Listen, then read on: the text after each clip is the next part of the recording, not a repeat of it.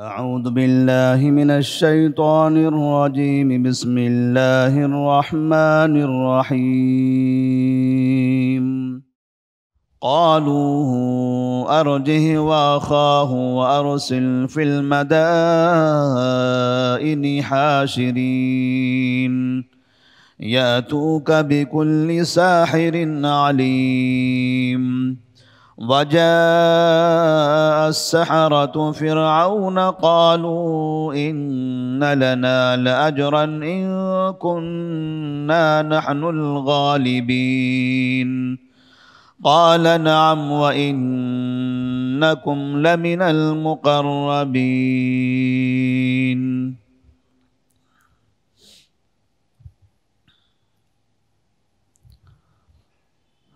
سورۃ الاعراف آیت نمبر 111 سے 114۔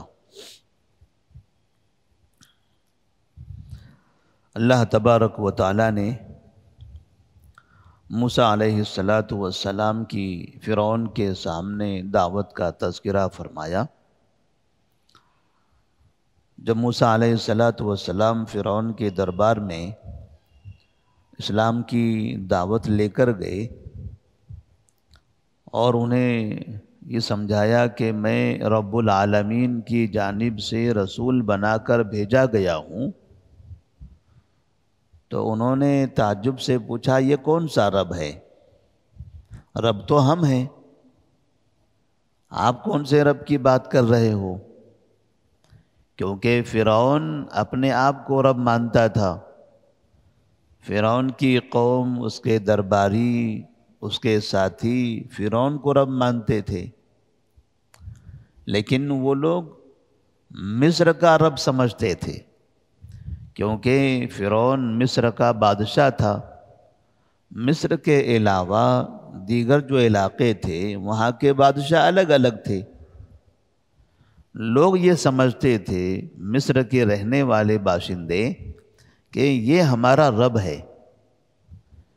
تو موسیٰ علیہ السلام نے کہا کہ میں رب العالمین کی جانب سے رسول ہوں، مصر کے رب کی جانب سے نہیں، رب العالمین کی سارے جہاں کے رب کی جانب سے، جو مصر کا بھی رب ہے، یمن کا بھی رب ہے، عراق اور شام کا بھی رب ہے، زمین و آسمان کا بھی رب ہے، اس کے درمیان کی تمام چیزوں کا رب ہے، میں اس کی جانب سے رسول بنا کر بھیجا گیا ہوں۔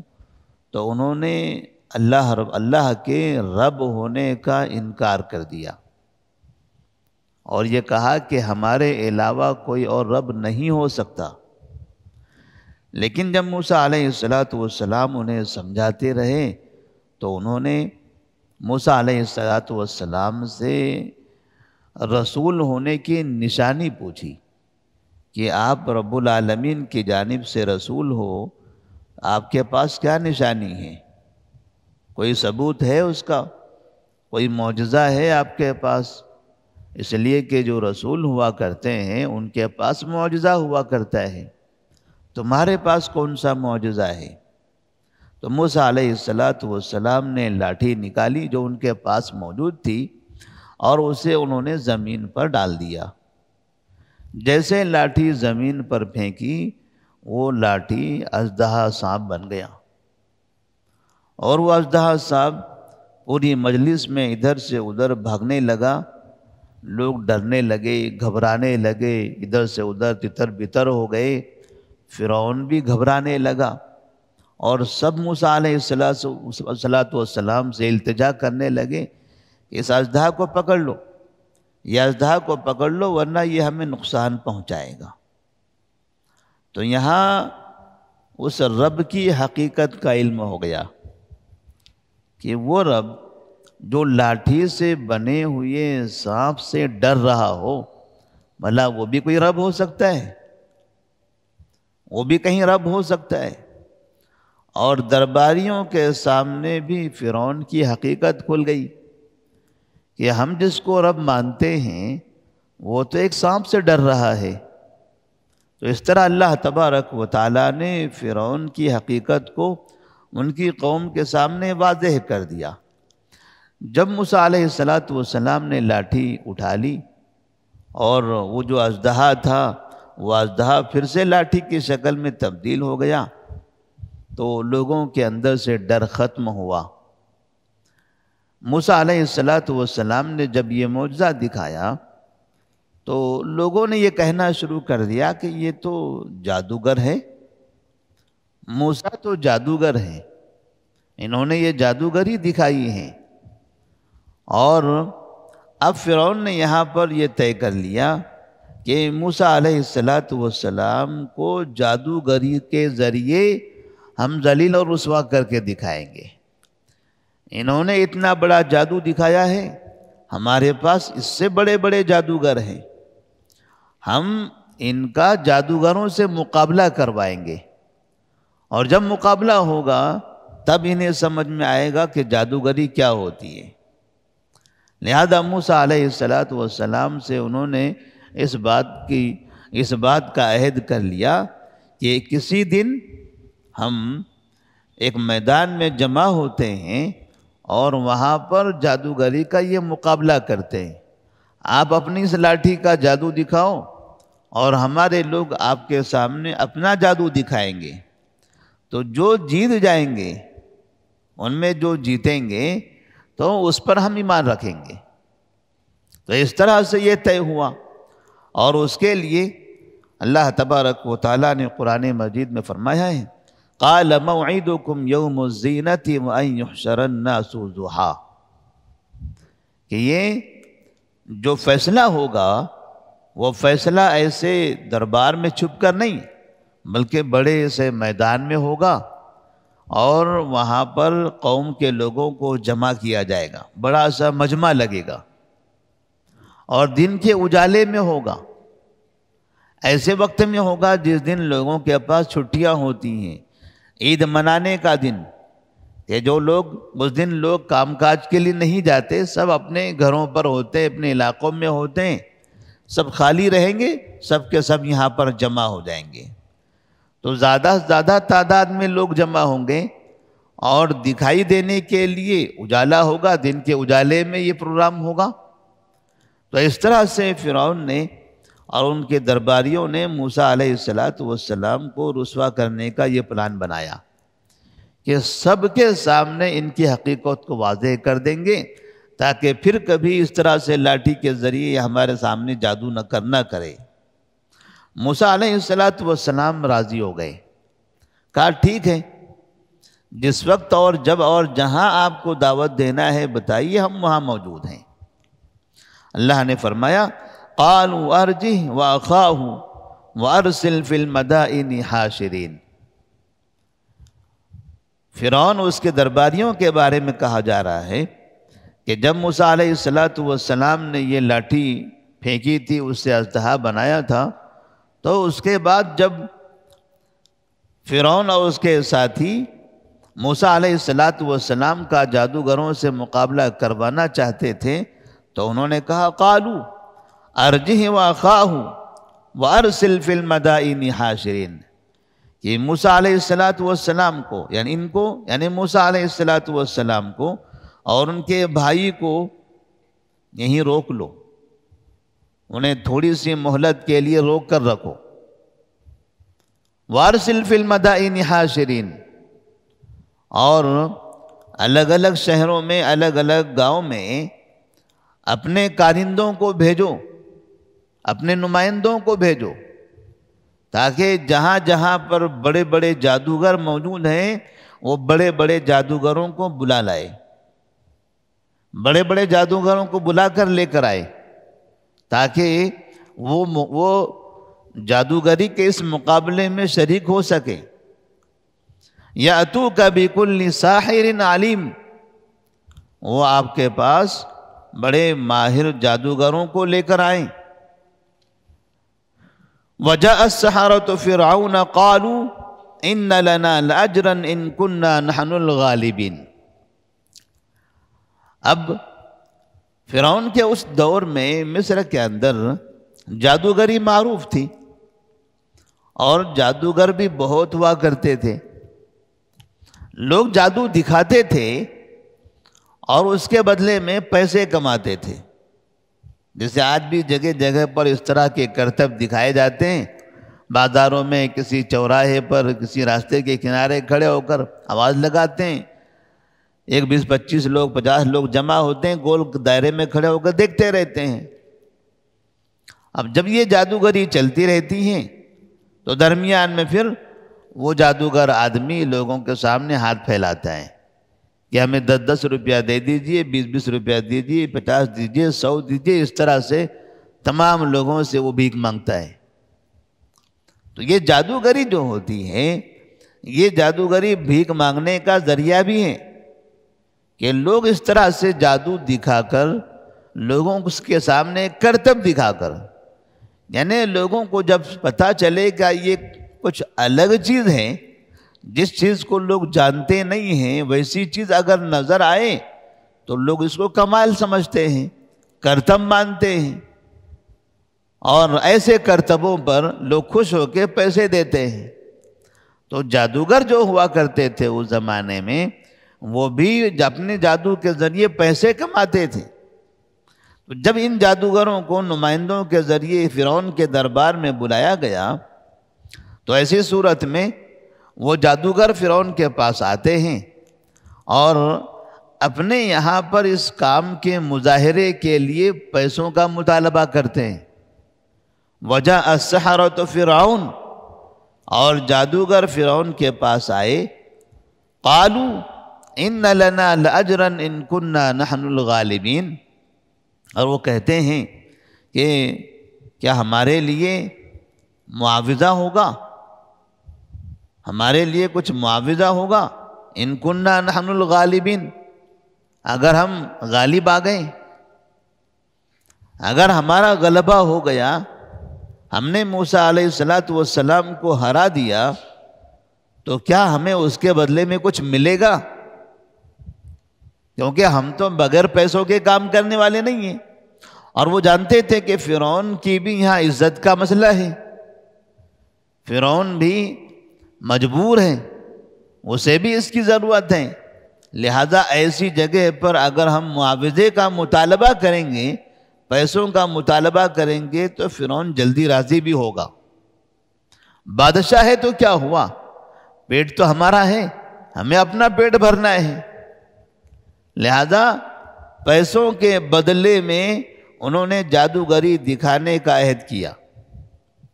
فرعون نے جب سنا کہ یہ لوگ پیسہ مانگ رہے ہیں تو اس نے کہا قال نعم وَإِنَّكُمْ لَمِنَ الْمُقَرَّبِينَ، قال نعم وَإِنَّكُمْ لَمِنَ الْمُقَرَّبِينَ، فرعون نے بھی دل کھول کے ان کے لیے انعام کا اعلان کر دیا۔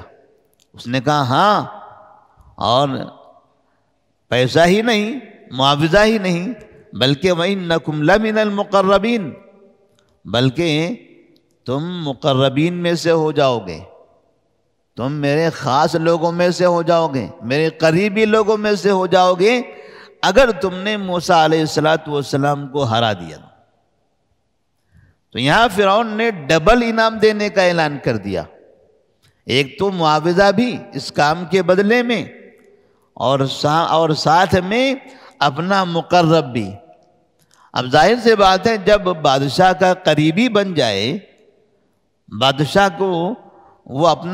ان کو اپنا نزدیکی بنا لے، تو پھر وہ ان کی رحمتیں ہمیشہ ان پر نازل ہوتی رہے گی، وہ ہمیشہ بادشاہ سے فائدہ اٹھاتے رہ جائیں گے۔ تو فرعون نے کیوں اس طرح سے کیا؟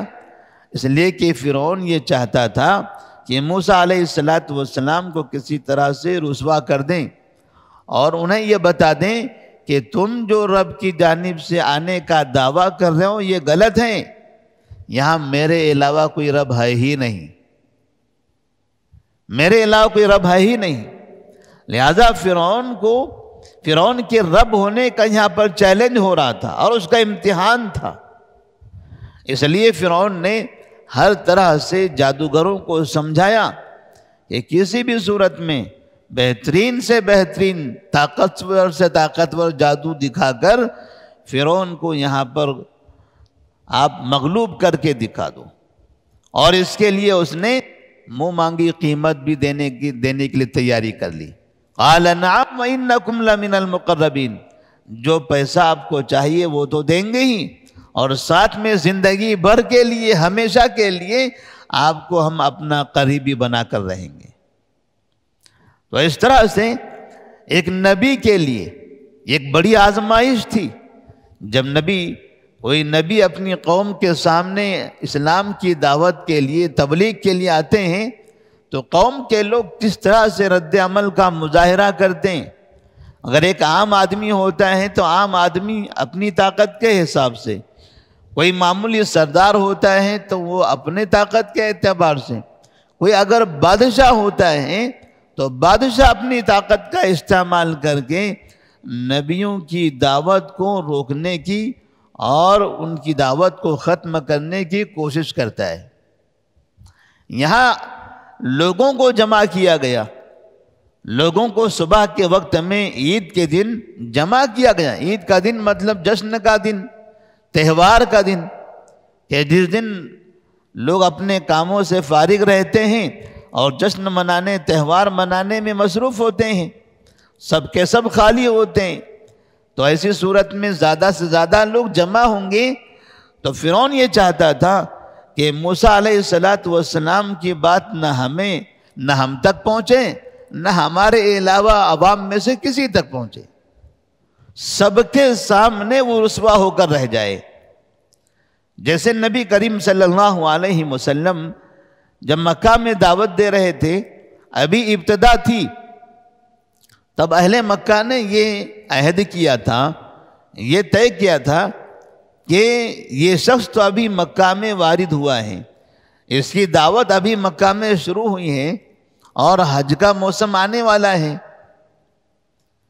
کہیں ایسا نہ ہو کہ یہ مکہ سے نکلنے والی دعوت مکہ سے باہر چلی جائے۔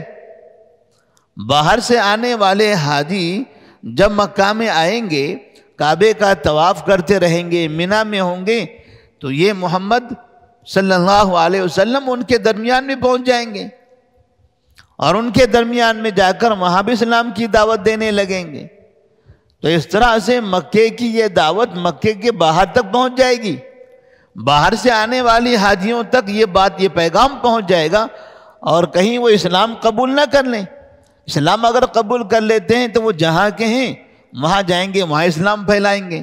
یمن سے آئے ہیں تو یمن تک پہنچ جائیں گے، ملک شام سے آئے ہیں تو وہاں چلے جائیں گے۔ تو اس طرح سے مکے سے نکلنے والی دعوت یہ بڑے بڑے دور دور تک کے علاقوں تک پہنچ جائے گی۔ اس لیے یہ کام کرو کہ جیسے لوگ مکہ میں داخل ہوتے ہیں، ایسے ہی تمام راستوں پر، مکے میں آنے والے تمام راستوں پر کھڑے ہو کر ہر آنے والے آدمی کو یہ بتاتے جاؤ کہ ہمارے شہر میں ایک جادوگر رہتا ہے جس کا نام محمد ہے، آپ ان سے ملاقات نہ کرو۔ ہر آنے والے کو یہ بولتے رہے کہ ہمارے شہر میں ایک جادوگر ہوتا ہے، اس کا نام محمد ہے، آپ ان کی باتیں نہ سنو، آپ ان کی باتیں نہ سنو۔ ہمارے شہر میں جادوگر ہوتا ہے، اس کا نام محمد ہے، آپ اس کی بات نہ سنو۔ جتنے راستے مکے کی طرف آ رہے ہیں تمام راستوں پر اہل مکہ کھڑے ہو گئے اور باہر سے آنے والے ہر آدمی کو یہ کہتے چلے گئے، عام آدمی ہو یا سردار قسم کا آدمی ہو، سب کو یہ بتانے لگے۔ نتیجہ یہ ہوا کہ باہر سے جتنے حاجی مکہ میں آئے تھے تمام لوگوں کو محمد کا نام معلوم ہو گیا۔ پہلے لوگ جانتے نہیں تھے، اب لوگ نام جاننے لگے کہ ایک آدمی ہے جادوگر ہے، اس کا نام محمد ہے، ایک آدمی ہے جادوگر ہے، اس کا نام محمد ہے۔ اب یہ ان کے درمیان آپس میں چرچا ہونے لگا۔ اب کچھ لوگوں نے سوچا آخر یہ آدمی ہے تو کون، یہ کون سے قسم کا جادوگر ہے؟ جادوگری تو ہم نے بھی بہت دیکھی ہوئی ہے، چلیں دیکھ ہی لیتے ہیں آخر وہ جادوگر کیسا دکھتا ہے، وہ جادوگر ہے کون، کیا کیسے جادو کرتا ہے۔ تو نتیجہ یہ ہوا کہ لوگ جانتے نہیں تھے، جاننے لگ گئے۔ لوگ پہلے ملنا بھی نہیں چاہتے تھے کیونکہ پتہ بھی نہیں تھا، ملنے کا مسئلہ ہی نہیں تھا، لیکن اب لوگوں کے دلوں میں ملنے کا شوق پیدا ہو گیا۔ لوگ پہلے سننا بھی نہیں چاہتے تھے کیونکہ لوگ ان کے بارے میں سنے بھی نہیں تھے کہ کوئی محمد نام کے کوئی نبی بھی ہیں۔ اب یہاں لوگ چاہتے تھے کہ سنیں، اور لوگ آزمانا چاہتے بھی تھے کہ جادوگر ہیں، ٹھیک ہے، آخر وہ کیسے جادو کر دے گا ہمارے اوپر؟ ہم کیا اتنے بیوقوف ہیں، اتنے کمزور آدمی ہیں کہ کوئی بھی آدمی آئے اور ہمارے اوپر جادو کر کے دکھا دے؟ چلیے ہم آمنا سامنا کر لیتے ہیں۔ آمنا سامنا کرتے ہیں، سامنے کھڑے ہوتے ہیں، پڑھ کر دکھا دیں، منتر اپنی جو بھی ہو وہ اپنا ظاہر کر کے دکھا دیں، کیسے جادو ہوتا ہے ہمارے اوپر؟ اب اس طرح سے لوگوں کے دلوں میں الگ الگ قسم کا شوق پیدا ہوا، اور پھر لوگ آ کر دیکھنے لگے، پوچھنے لگے لوگوں سے مکہ میں، کہاں ہے محمد؟ یہ محمد کون ہے؟ لوگ بتاتے تھے وہ سامنے وہاں کھڑے ہیں، وہ نماز پڑھ رہے ہیں۔ کوئی کہتا وہ وہاں گھر ہے ان کا، وہاں رہتے ہیں، وہ دیکھیے آ رہے ہیں۔ اس طرح سے نبی کریم صلی اللہ علیہ وسلم کو لوگ تلاش کرنے لگے، اور جب نبی صلی اللہ علیہ وسلم کعبے کے سامنے کھڑے ہو کر نماز پڑھتے تھے تو لوگ دیکھتے تھے کہ کہیں مکہ کے سردار تو نہیں دیکھ رہے ہیں، جن لوگوں نے ہم کو منع کیا تھا کہ محمد نامی جادوگر ہے اس کی بات نہ سنو۔